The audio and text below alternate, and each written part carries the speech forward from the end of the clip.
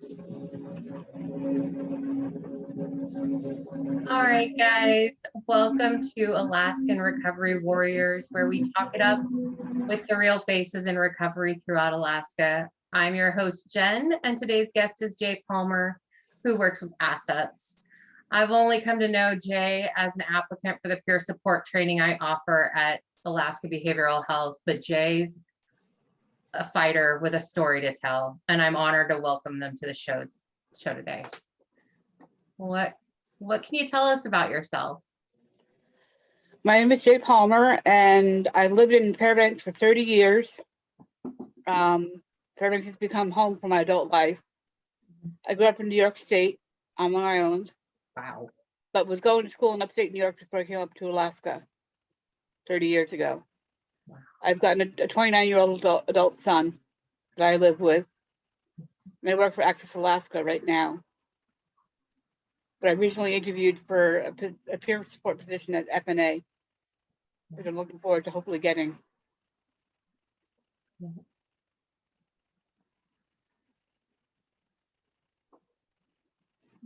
What brings you into the field of recovery? Like, why is this so important to you? You're obviously passionate about it. I've been in the lows. I'm a suicide attempt survivor. And so I know what it's like to be in the lows. I know what it's like to spend time on the 4th floor at the hospital. I've been there 32 times. And so I can walk that journey with somebody who might not have that hope. Yeah. But with hope, we have life. Exactly. And so when you think about the many times you've experienced hospitalization, has one time stood out to you more than the other? Yes, there was one time where there were no beds available at the hospital, so they held me in FTC overnight in the drunk tank. I was stripped naked. I was strip searched when I went in there, and my clothes were taken from me. I was put into a straitjacket and expected to sleep on these gym mats. And by the time morning had rolled around, I'd rolled out of the straitjacket and was naked on top of the gym mats. Oh my goodness. Luckily, that opened up that day, so I was able to stay here in Fairbanks to go to API. But that was one of the most humiliating, destructive situations I've been through. Yeah, I bet. So when you think about moments like that, were there any moments that offered you hope? Back in 2011, I went through a class called Focus for Life that was run by Janet Paleo and Anna Gray from San Antonio, Texas. Okay. And when Janet shared her story, I said to her, I want to do what you are doing. And she said, you are uniquely qualified to do what we do. And she and Anna invited me down to their house in Texas for 2.5 months in 2012, wow. Shadowing them. And I learned so much from those two ladies. And I'd love to have them come back up to Fairbanks to do another Focus for Life class. Focus for Life? Focus for Life. Focus for Life, my apologies. Turn your focus away from suicide onto life. Yeah. I never heard of it that way, but yeah, I remember at least one stint in my recovery where that was a big deal, learning how to live and try to thrive even when we're on our low marks. And now learning how to live without thinking of myself as sick or ill. Oh my gosh, yes. Ever since I got hired by Access Alaska back in 2019, it's the first time I've ever worked a full-time job. Wow. And that's how I know I'm in recovery. I can handle that full-time job. Oh my gosh. You don't seem like someone who's really reliant on resources as much as you are an independent, stubborn person of your traits. And I am in therapy with a wonderful therapist over at ND Systems, Linda Ty. Okay. And I owe a lot to her right now. She's my most recent therapist that I've had. And obviously impactful. Very impactful. I've only been with her for about a year. Nice. But she is very impactful. Good. So when when you talk about this, you talk like you've got, 30 plus years under your belt in this journey. And it It's been has 26 years. 26. Okay. 26. 26. And that's not a small number. No. It means that you have gone through some trenches. Yes. You've survived some stuff. I lost custody of my son when my ex-husband and I divorced because of my mental health. So he raised my son, but my son and I reunited 4 years ago. Oh my gosh, that's awesome. After not seeing each other for 20 some odd years. Yeah. And so as a recovery warrior, you've had to overcome some stuff. Yes. You've got some things that I spent 9.5 years misdiagnosed. Oh no. My correct diagnosis is dissociative identity disorder with post-traumatic stress disorder and anxiety and depression. That makes I was sense. diagnosed as schizophrenic and schizoaffective and bipolar. Well, schizophrenia and bipolar make schizoaffective based on reading the DSM. Yep. I am not one to diagnose, so don't even let me pretend to be that person. It's not going to happen. I just know enough from my own journey that there are a lot of cross diagnoses. But I spent 9.5 years as a medication guinea pig under the psychiatrist. What does your recovery look like today? You obviously know because you can work full time, but what kind of tools do you have in your toolbox? Like the medication, the support, groups? Medication, 2 Facebook groups on DID.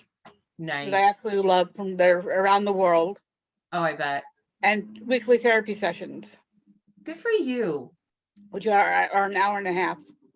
Good for you. Yeah. I'm really proud of it when I hear peers come into this journey and they talk about staying in the treatments. Like I'm 16 years in my journey and I still do my therapy. I still take my meds and I do the job every day. Yep. At one time I was on 12 different psychotropic medications at the same time. Whew. And that makes me sick. The nurse practitioner that I see now took me off of all of them, and I'm down to two psych meds. 2 psych meds. 3 psych meds. From 12. From 12. Dang. Are they newer medications? Or are they older ones? Rexulti. Okay. Is one. Yep. Nortriptyline, which I use for sleep, and Ativan, which I use for my anxiety. Yep. When I need it. Good for you. So a couple PRNs and one med you take consistently. Yep. Good. And that med has actually stopped working for me, so she's going to take me off of it. Yep, it does that sometimes. Sometimes we have to pick up and move on. But I've been on so many other medications that we're limited on what we can. Well, use, and I've got glaucoma, so we got to make sure it doesn't impact that. Yeah, that immunity that develops after we use a medication for too long. Yeah. I get that. So talk about some of the positives. Like in 26 years, it hasn't all been bad. There's been ups and downs, like every other journey in this mode of life called recovery. So take me through a couple of the earlier years where you had some positive moments, but you also had some that were just so overwhelming. And Jay, let me just remind you only to share what you are comfortable sharing with the audience. That's fine. I'm pretty open. I know you're like me, but I always like to put that out front just to make sure you know, guard yourself. As far as good notes, I would say a psychiatrist in the office of the one that I was seeing that had me misdiagnosed realized I wasn't getting the help that I needed, and he gave me the phone number for Samaritan Counseling. Nice. And Dr. Fred Schramm. It's who I saw for 11.5 years. Wow. And he, prior to my dad passing away, he retired and handed me off to Wendy Arundel. I saw Wendy Arundel for 9.5 years. Oh my gosh. And I stopped seeing her back in 2019 in October when I took the job at Access. So I couldn't take the time to do therapy and work. Yeah. But now I've worked it out where with Linda, my appointments are on Fridays at 5:30. So it's perfect. That's I get off work at awesome. 5 and my session's at 5:30. Oh, that's perfect. But getting that correct diagnosis really made a difference. And what he told me, he said, don't think of it as a diagnosis, think of it as a way of life. Yes. Think of the DID as a way of life because your parts have been with you all along. I was gonna You're say, just now finding out about them. yeah, that's something I was fascinated with in the short stint I spent in grad school, and I really researched that closely. And it was because what I learned was the majority of individuals who experience DID are just people who have figured out a really creative way to mentally and physically take care of themselves in the middle of the turmoil they're growing up in. Yep. And I think of you guys as some of the coolest warriors we got, because you took enough time in the very beginning to be like, nope, not today. Someone's got to take over this spot for me. Yep. And so I was abused by every member of my family. Yeah. Every member of my family abused me in some way, sexually, physically, emotionally. Yeah. And a neighbor also abused me. So I was 6 years old on up. You were just the target. My 30s. Dang. Yeah. I'm so sorry. So I'm lucky to be alive. Mm-hmm. And that DID is a big part of why.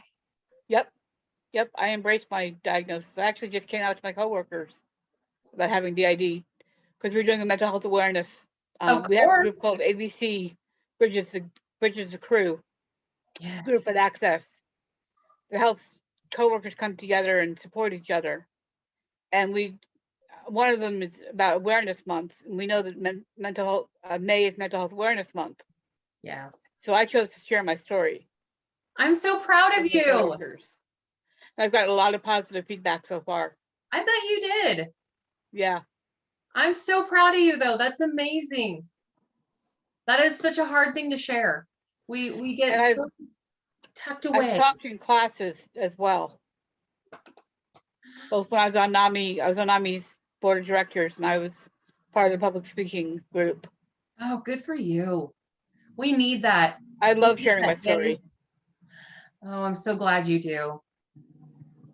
So when you dealt with the setbacks and hiccups in your journey where it just didn't feel right, you had to make those moves, you had to shift perspective.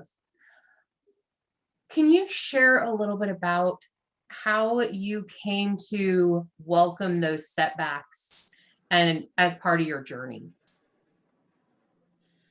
Looking back on it, I think some of the professionals I've had in my life are what has helped me get over those hiccups. Yeah. And be able to know that, hey, this is just a hiccup. Yeah. Like back in 2016, I was diagnosed with diabetes. Oh my gosh. And I had my sugars were 300 something when I was diagnosed. One of the nurses on the psych ward caught it. I'd become suicidal. And my therapist and I were trying to figure out why. So she brought me into the hospital. And it turns out it was because my sugars were so high. Yep. And so that's the last time I was hospitalized, was 2016. I was in the hospital 3 times that year. That's amazing. That's 5 years ago. Yeah. That's 5 years since your last stay. That's 5 years. Longest time I've gone, 5 years. Good for you. 5 years in recovery. Yep. Consistent, taking care of you, making you the priority, doing things for yourself. Yep. Good job. And did I hear right earlier that that's actually how long you've been in touch with your son? About 4 to 5 years? 4 years. Yeah. Good job. I really credit him for keeping me stable now in a lot of ways besides the medication. But having him there has helped. A little bit more support and accountability. Yes. Yep. And that's something we don't talk a lot about. How much we rely on our close networks to be part of that support and accountability. Can you Yeah, talk a little bit about how that's really empowered you over the last couple of years? I found a faith family at Christ Lutheran Church over in Nukyuk Nice. Avenue of Palmer's Loop. It's a very loving, caring faith family. The pastor that was there when I first joined, if I didn't show up for service, he'd call me and say, "What's going on? Are you okay?" Love it. Another friend, when there was no beds available on the ward, let me stay with her and her husband for a week until I was stabilized. And she used to work as a counselor, so she was able to talk to me and help me. And she herself was dealing with Parkinson's and vertigo problems, and her husband had cancer. He ended up passing away from cancer. Mm. But I owe it to people like that to keep me stable. Let me briefly correct you there, Jay. There is no such thing as a fake family. There is the family we choose. And They are the family we choose. Yeah. we deserve those families. I've got a lot of close friends. I mean, I'm still in touch with my mom, Mhm. but she lives in Florida, and I want to keep that distance. Yeah. So, because she tells me I'm making up stories when I try to confront her about the abuse. Yeah, I know that. So it's not worth it. No. Your recovery is worth more. Yep. You know, I have friends that have turned into my siblings. And Yeah. I was Same blessed to here. be adopted as an adult by my stepmother. So I Yep. get that building the family we deserve versus the family we got dealt. Yeah, I agree with you. I'm so proud of you, Jay. Thank you. Even barely getting to meet you now and just kind of the hit and miss between the emails and the registrations and short conversations. I'm so blessed that you're here today. I'm glad I'm able to be here today. I imagine as you look back on your journey, you probably think a lot about where you could have been. Oh yeah. Where you might not have made it past in life. And this must just be so overwhelmingly inspiring to you. It is. For a while there, I was writing poetry as a way to deal with memories and stuff. Oh my God. And 2 of my poems hang in the lobby at ND Systems. Good. One of my coworkers from Access Alaskan, when I was working there as a peer, Mm-hmm. there was a Take Back the Night night. They were doing an art display. Yeah. And she actually framed 2 of my poems. Oh, and brought them there to be displayed. I love that. So that's what's hanging in ND Systems lobby. That's so cool. Yeah. So thinking about something that you would have loved to hear in the beginning of your recovery, or even in the middle of your turmoil, what is a message that you want our listeners to know about recovery? That it is possible. That it's baby steps. It's a journey. It's not a sprint. Yes. It's a constant journey. Yes. And don't let anybody tell you you shouldn't work on yourself. Thank you for saying that. It's important to work on yourself to be able to be good for others. Yeah. And for me, my theory is I cannot help anybody else without helping myself first. Staying in that therapy, staying in that recovery allows me to help others. Yes. That is exactly it, Jay. And you do it every day. Yep. You said 26 years? 26 years. And 5 years since your last hospital stay. 5 years since the last hospitalization. There was a while there when the nurses would call me frequent flyer at the hospital because I was in and out of there so frequently in the 90s. I think we've all earned that title at least once in our journey, just trying to figure out how to fix it. Yep. It's not something to fix, it's something to manage. Yep. And you found some good tricks to your management. I have. You surround yourself with the right people, you're passionate about what you do, and you put yourself first. I do. And as a person in recovery, I admire you for that. Thank you. I am so glad I've gotten to cross paths with so many of you up here. I just feel so blessed. I'm glad too. So if there was anything else you want to share about your journey, about what lie ahead, about what you've overcome, I want to give you the floor to share however you want to right now.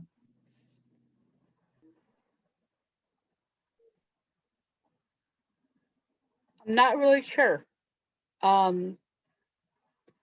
There's so much that I have overcome, and I'm still learning as well. Yeah. Learning about disorganized attachment right now. Yep. With my therapist, we're working on that. That's awesome. And watching a video by Janina Fisher, Mm-hmm. Who's an expert with DID. Yep. And just being able to learn more about the disorganized attachment. And also, I'm a recovering addict. I'm a sex addict. Oh my gosh. And I'm in recovery for that. Good for you. So I help out with SA meetings. Nice. Yeah. And I bet that is something that's been shamed on you for a long time. It has been. And it shouldn't be. Yeah. You One don't day at a time. Nope.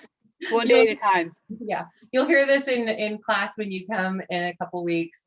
I always say, our illnesses are not drive-through orders. I did not go to McDonald's and order my stuff. Nope. Nope. And we are not our illnesses either. No, we are not. We are I'm Jay. I'm a person with DID. I'm not Jay. I'm DID. You are Jay. I am Jay. You are Jay. I don't care about the. And I actually chose my name.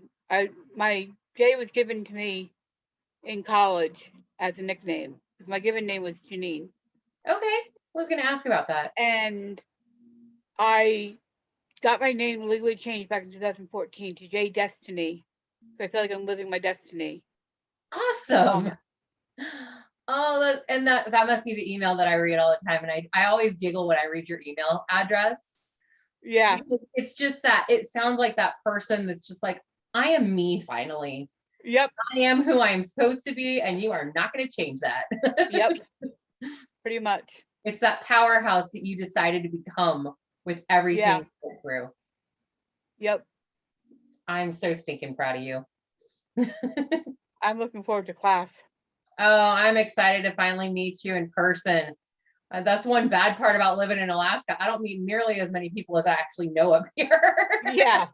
Yeah, I know what you mean. Oh, well, you've been a blessing to this show today. Thank you so much for making time for me, Jay. You're welcome. You have an awesome day. You as well. Bye-bye. Bye.